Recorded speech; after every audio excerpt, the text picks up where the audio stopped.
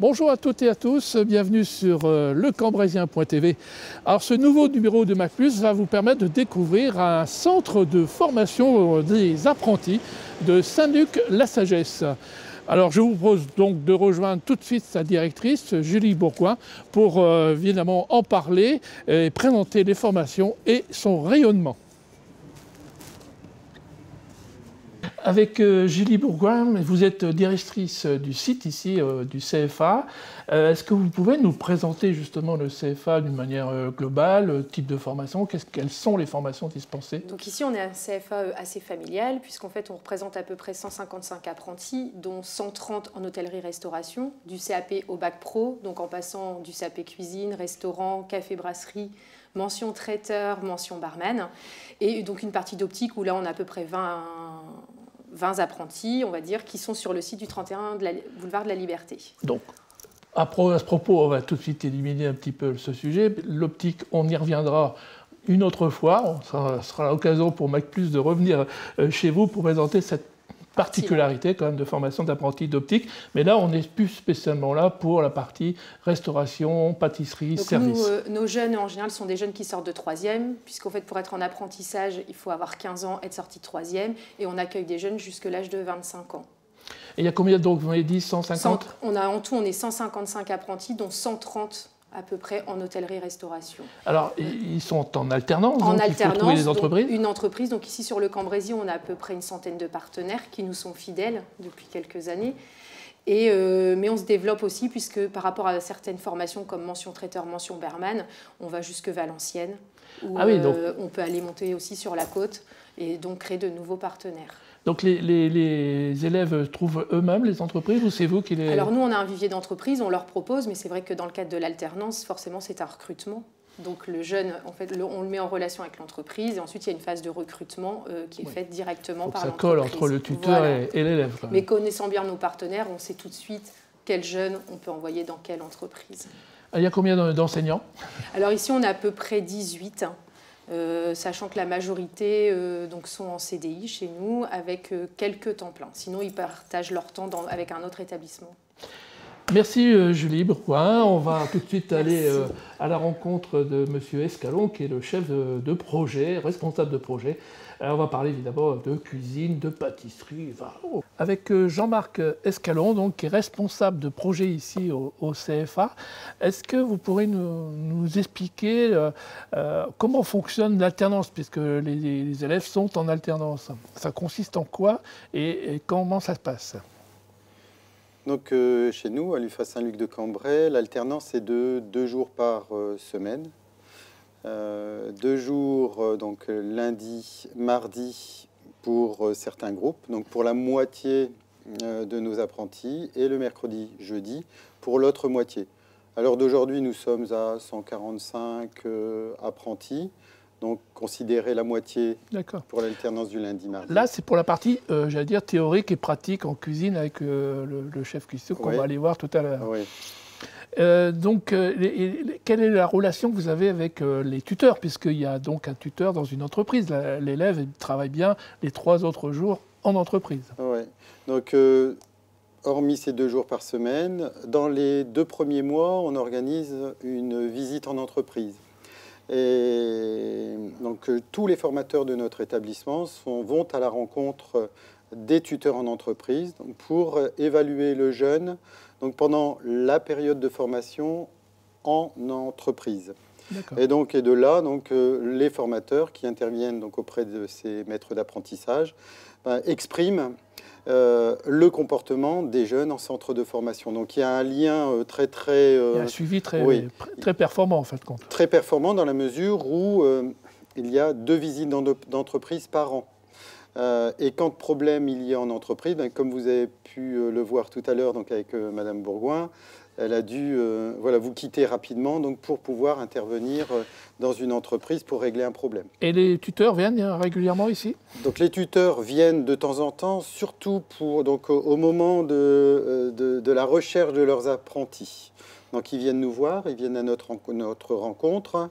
Mais sinon, on organise tous les ans, donc au mois de janvier, le troisième lundi du mois de janvier, on organise une réunion parents, formateurs, maîtres d'apprentissage et apprentis. Donc ça dure un après-midi complet. Et là, donc, c'est le moyen pour les apprentis, leurs parents et leurs maîtres d'apprentissage, d'être en relation avec les formateurs. Pour faire un point, quoi. Voilà, pour faire le point. Donc, on va dire, puisqu'on est au mois de janvier, il y a presque un semestre donc, qui s'est écoulé. Et donc là, on peut faire un point qui nous permet de rebondir et de remettre les pendules à l'heure donc quand il y a un souci. Ouais. Alors, j'ai une petite question supplémentaire, une dernière petite question, c'est, paraît-il, il y a des formations également de cours pour adultes ou enfants? Oui, il y a une dizaine de cours adultes et une dizaine de cours enfants. C'est Stéphane Van de Castel donc, qui intervient sur ces cours. Une dizaine de mercredis pour les enfants, hein, souvent c'est le mercredi après-midi, et une dizaine de samedis. Donc en fonction, donc le samedi c'est beaucoup plus facile d'organiser les cours adultes. Le mercredi c'est en fonction du calendrier de notre centre de formation.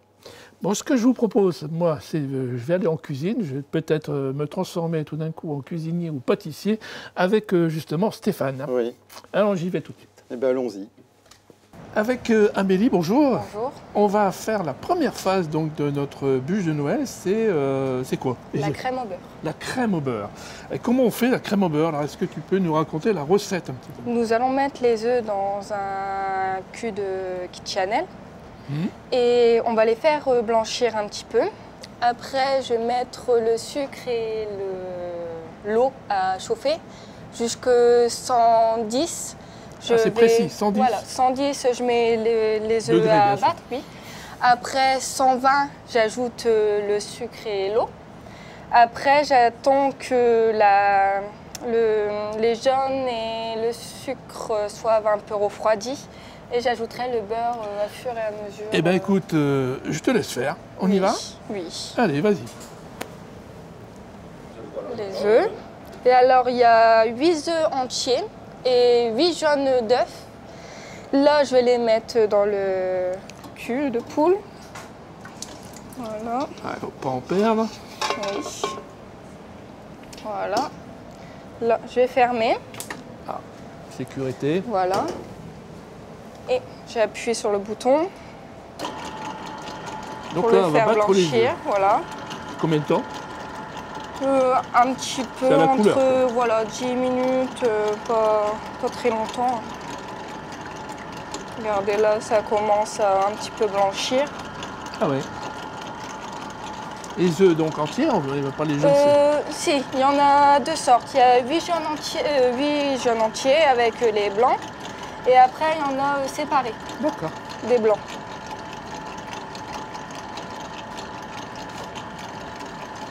Alors c'est la partie purement technique. C'est la machine qui fait tout. Mais l'œil est là. L'œil est là. On regarde la couleur. Bon, moi, j'y connais rien. Mais Amélie, elle maîtrise. Allez-y.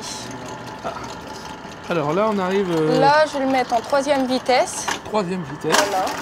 Oh là, beaucoup plus vite. Et là, on rajoute donc... Le sucre avec le blanc.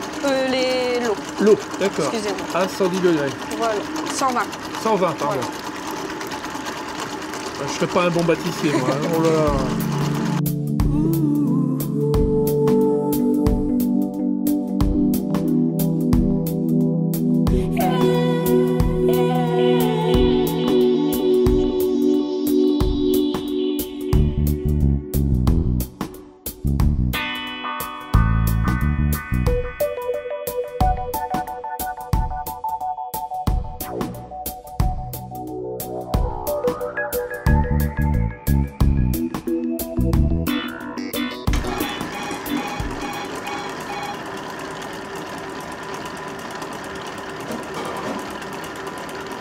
Après, là, comme si vous pouvez voir, si vous touchez, c'est chaud. Ah oui? Il faudra attendre que ça refroidisse. Ah oui, d'accord. Voilà. Mais le beurre, lui, si on le met chaud, il va fondre plus facilement. Bah, il va fondre, mais ça ne montera pas. faut attendre que d'abord la crème monte et qu'elle soit Voilà. refroidie pour ajouter. Pour que ça fasse une crème au beurre. Alors Amélie, on est ici dans la deuxième phase, c'est le... Comment ça s'appelle?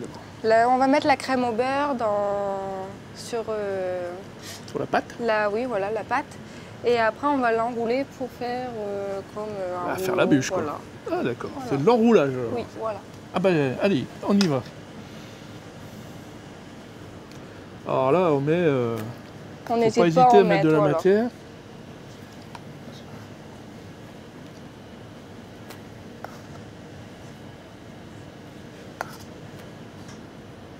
Après, donc Voilà, je suppose on prend qu'on la spatule. étale. Voilà. Faut en mettre vraiment partout, Oui, sur les bords et tout. oui. Il faut vraiment qu'il y en ait partout pour qu'on voie.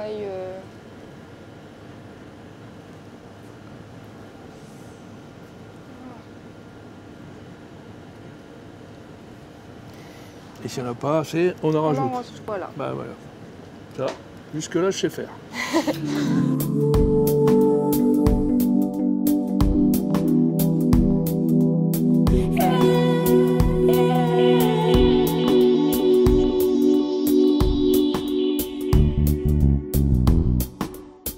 Voilà. Bon, alors, allons-y. On va la mettre derrière. Alors, Donc là, on prend le bord. voilà, on fait comme un petit Il faut l'arrondir, c'est ça? Voilà. Ça se casse. Si ça casse, c'est pas grave. Non, Bon. Ah oui, c'est le premier rouleau, donc ça va. Ça se verra pas. oui.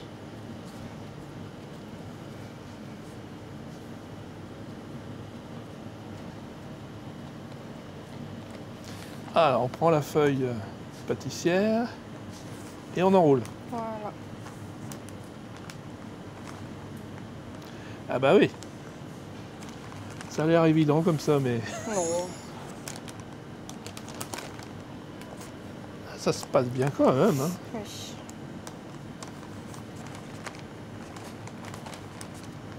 On va mettre la grille Ah oui, on va le passer sur la sur la tôle pâtissière. plaque. La tôle pâtissière. C'est presque au bout là. Oui. Et hop. Et ben voilà. Et qu'est-ce qu'on fait là pour la finition? On appuie un peu. Ouais, on la remet en forme, quoi. Voilà. Mais bon, vu qu'il est déjà à peu près rond, c'est bon. Voilà. Oh. Et il ne Voilà. nous restera plus que la décoration À finir, avec voilà. encore de la crème. Oui. Voilà. Ok, merci Amélie. De Bravo. rien. Et bien là, je suis donc avec Florent, qui est en deuxième année, c'est ça, ouais. de CAP. De CAP, ouais. Alors Florent, qu'est-ce que tu vas préparer là maintenant avec nous, devant nous? Apparemment, ça m'a l'air d'être une bûche de Noël, je pense. C'est ça, c'est une bûche de Noël et là on va vous la garnir avec une crème au beurre. Une crème au beurre, oh là. Donc bah écoute, je te laisse faire. D'accord. Par quoi commence-t-on alors? Donc Donc là on avait déjà mis la crème au beurre dans une poche. Ouais. Donc on va juste venir Et tu la fais garnir. quoi alors là? On va juste la garnir comme ça. D'accord. Tout doucement. Ah, c'est tout un art, hein? Beaucoup de précision. Ah, la pression? Oh non, quand même pas. Pas parce qu'il y a la télé? Non, quand même pas. Non. Ah bon. Habitude, non? De faire ça. Non, c'est la première fois. Ah, c'est la première, oh là! Ouais, il faut une première à tout. Donc on met tout le tour de la bûche, cette crème au beurre. Voilà.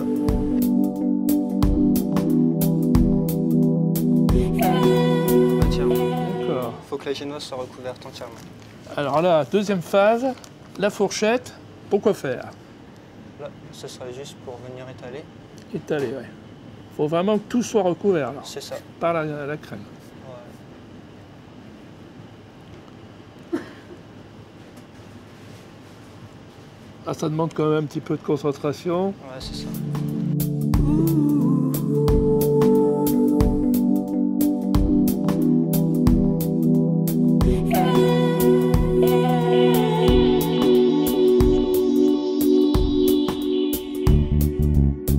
Alors la phase suivante, ce serait quoi?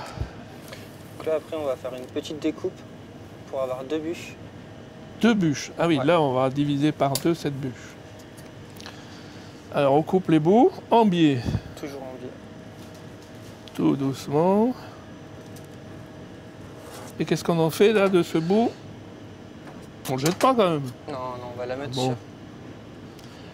sur Ah bah ça y est, j'ai compris. On est en train de faire un faux tronc d'arbre. C'est ça. Il faut que ça tienne. Hein. Ça tienne, pardon. Oula. Je suis dans l'ambiance, c'est pour ça.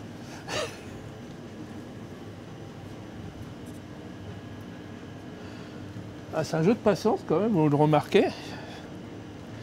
Ouais, tu peux nous expliquer si. Alors, donc là, tu mets de la, Là, j'essaie de la mettre crème un pour que ça maximum colle de la crème au beurre, ouais, pour que bien. ça se met bien. Pour pas D'accord. éviter que ça tombe. Voilà.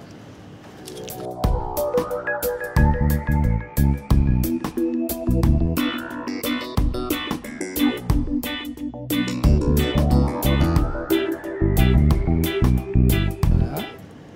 Et là, on est dans la phase finale. Et après, il faudra donc couper cette bûche en 2, je suppose, C'est ça. Et toujours pour en pouvoir après les placer sur... Alors, je te laisse faire, vas-y. Il faut avoir le compas dans l'œil.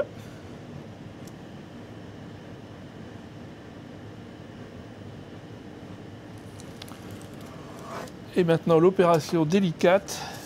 Il va falloir transporter les 2 bûches pour les mettre sur les plateaux carton.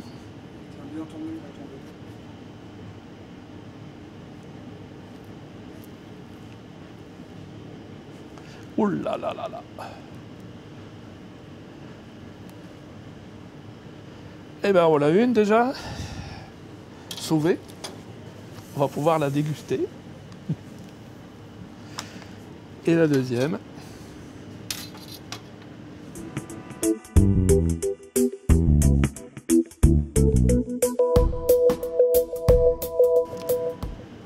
Et voilà.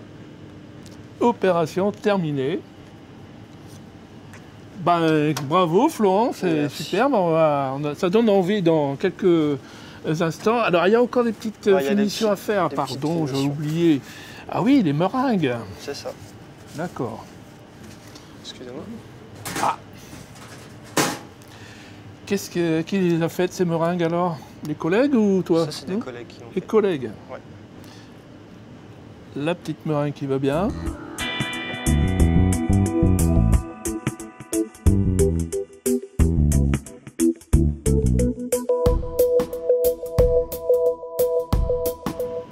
Alors, tous les collègues sont autour, hein, je vous le dis, ils sont en train de regarder Florent réaliser cette finition de bûche. Ils sont tous autant passionnés que lui. Je vous le dis, moi. Et voilà. On a terminé? C'est ça. Florent, bravo. Merci. C'est bien. Il n'y a plus qu'à passer à la. Pardon. Il n'y a plus qu'à passer à la dégustation. Avec Stéphane, qui est donc le formateur cuisine ici au CFA, est-ce que vous pouvez nous présenter comment vous faites cette formation? Est-ce qu'il y a une partie théorique, pratique, bien sûr? Alors les élèves suivent un cursus tout à fait traditionnel avec les matières générales et ils ont une partie technologie professionnelle qui est en cours en salle de classe avec moi-même et une partie qu'on appelle APS, donc qui est un service où nous recevons dans la salle de restaurant des clients d'extérieur. Oui, donc là, le côté pratique, il est tout de suite mis en, Tout à fait, en on est en pratique, si je situation. puis dire, en service en salle également. Donc tous les plats cuisinés ici seront mangés, quoi. Tout est cuisiné ici et ils élaborent leurs pâtes du début à la fin. Et le restaurant est ouvert à tout le monde? Le restaurant est ouvert à tout le monde, il suffit de se renseigner auprès de l'accueil. Et on Ah peut bah venir donc, manger, Pour dire à nos amis téléspectateurs, si vous êtes intéressés de goûter la cuisine du quasiment CFA. tous les midis et certains soirs de la semaine. Alors, il y a combien de... Vous travaillez par groupe de combien? Ça dépend des classes, mais on va être entre...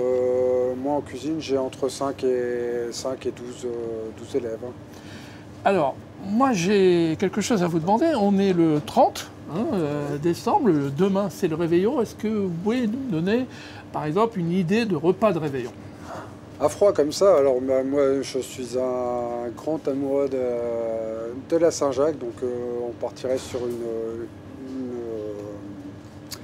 Une Saint-Jacques tout simplement taillée très très finement. On va faire un carpaccio de Saint-Jacques avec une marinade dans laquelle on va ajouter de la vanille par exemple, le cœur de la vanille.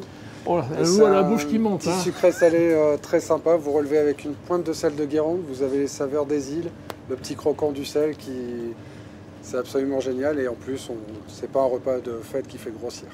Ah, c'est ça, les calories. Ça, c'est une entrée. Après, on peut partir sur des poissons, sur un bon filet de bœuf, travaillé Rossini avec une sauce pour remettre un petit peu de foie gras juste avant les fêtes. Ça peut être sympa. Eh bien voilà, vous avez donc votre idée de repas de réveillon pour demain. Mais comme on est le 30 et donc à 2 jours de la nouvelle année, moi j'ai envie de dire tout simplement, et les petits jeunes là, ils vont venir nous aider. Et vous souhaitez Et nous souhaiter une bonne année. À bientôt.